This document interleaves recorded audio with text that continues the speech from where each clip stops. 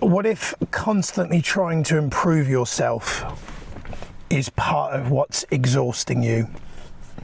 I sat in a meditation recently and had a very strong realization that for too long I've spent working on myself, and not to grow, but because I haven't effectively loved who I am, haven't accepted all the parts of me, have made parts of me bad, wrong, not enough, unworthy, and as a result have spent close to 20 years reading books, listening to podcasts, attending seminars, a lot of which has been less about growing and giving and more about a unconscious hoping that one more book, one more seminar will make me feel enough and complete. And in this video I want to kind of share with you three principles that are very, very common sense but very uncommon in practice. I'm not a YouTube guru, I'm not some expert, I'm just a man who's sharing his lived experience. This is not a fancy video, this is not polished, this is not edited, there's not overlays and subtitles and all that kind of jazz. You're not going to find any of that here, but hopefully you'll find some realness where maybe often there's not, right? So 3 things that I found for me, which I think I want to speak to, especially men, I think this is relevant for. Number 1 is about self-improvement addiction. I've got notes here, by the way, so that's why I'm looking down. Self-improvement addiction. For a very long time I've had an obsession with learning, and actually self-improvement has become an addiction. The problem with that is it's a bit like the saying, you can have too much of anything is not good. Too much fitness, we all know. If you say to a person, can you overtrain? They would say, yeah, right. There is a point where you can overtrain. There's a point where too much exercise isn't good. Can you have too much sleep? Yes. Can you have too much water? Yes.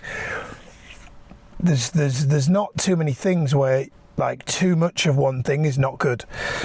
So the first thing to be aware of is, do you have a self-improvement addiction? And if you do, it probably is coming from a part of you who feels not enough, who is kind of, I'll be happy when, I'll feel enough when, I'll feel whole and complete when I've achieved X, Y, Z. So that's the first thing. Second thing to be aware of is about this concept of what I call fixing energy. Fixing energy. So what do I mean by fixing energy? Well, one of the problems with an over-obsession with personal development, which has been a case for me, is I've done it because I've had a fixing energy. Meaning I've thought that by doing more learning, by doing more growing, by attending more seminars, by doing more podcasts, I will fix myself. And I do think that there is a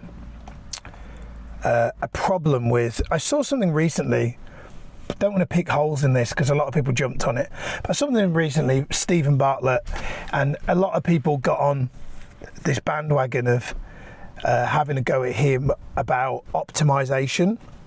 And he'd said something like, forgive me for not paraphrasing, but it was like, oh, one glass of wine and it wipes me out for the week or something.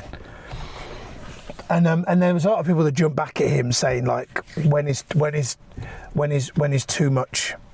When is it too much in terms of optimizing sleep, optimizing health, optimizing marriage? Well, I don't think you never over optimize your marriage, but definitely feel I've been guilty of that optimization, habits, rituals, and most of it has been rules. My fixing energy, my optimization, and my unhealthy obsession with optimization is because I've had rules. And if I violate my rules, like as in, if I don't complete this task or I don't do this thing or what I say I'm going to do, then I'm not enough. And the guilt and the shame cycle just kind of goes on and on. The third thing really is about bringing it all home so that you can integrate a lot of what I'm sharing, which is this concept of enoughness before achievement. Enoughness before achievement. What do I mean by that? A few weeks ago I went to a brilliant somatic breathwork event by some guys. The business is called Inner Camp. Highly recommend you check them out. And it was a beautiful experience. It was a 3-hour thing, and deep breath work. I cried, I screamed, all kinds of emotion came out. Saw myself as a child, saw my mum as a child. Very emotional experience. And by the end of it, I felt really settled. So what I've just described, for some of you may hear that and go, fuck, that sounds crazy. Why would you want to go through that in a room of strangers? And that goes back to part of what I said earlier about the self-improvement addiction. I'm not free of it in the sense of like I can sit here and tell you now, and what I'm not doing, which is why I said I'm not some guru, is I'm not sitting here saying, oh, I'm over my self-improvement addiction. Well, no, I've just told you I went to a breathwork event. Subconsciously, there was a part of why I went to that event because I felt like it would fix me and heal me. But this is why I'm saying that, like, it's about balance, right? It's about you can do nothing or you can do something, and I'm of the mode of do something, but be aware of when you have a pattern of doing something to cling on to that thing as the solution to you being broken when you don't need fixing because there's nothing wrong with you, right? So like if I now went, I'm going to do another breathwork event, I'm going to do another breathwork event, then all of a sudden it becomes I'm doing that thing to fix a part that needs fixing when there is no part that needs fixing. Nothing is broken.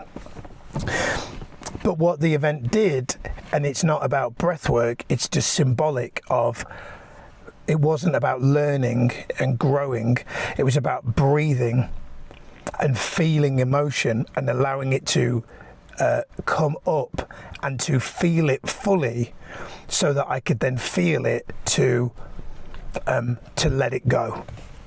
And that's really what this is really all about, is accepting the parts of you that you don't accept and letting go the parts of you that you need to let go. Anyway, hope you enjoyed this video. Hope you found it useful. Like I said, I'm not a guru. This is not a polished, perfect thing. But what I will say is if you've enjoyed it, if you found this useful, we have a brand new community specifically for men. And this community is a space for men to open up, share what they feel. We have men's groups every single week. There are going to be live events and retreats and all kinds of stuff that's going to be happening. So somewhere around the video, there's a link for you to join the school community where you can get yourself in for a free trial. So go ahead and join us and come and check out one of our groups. We'd love to see you there. That's it from me. See you next time. Bye bye.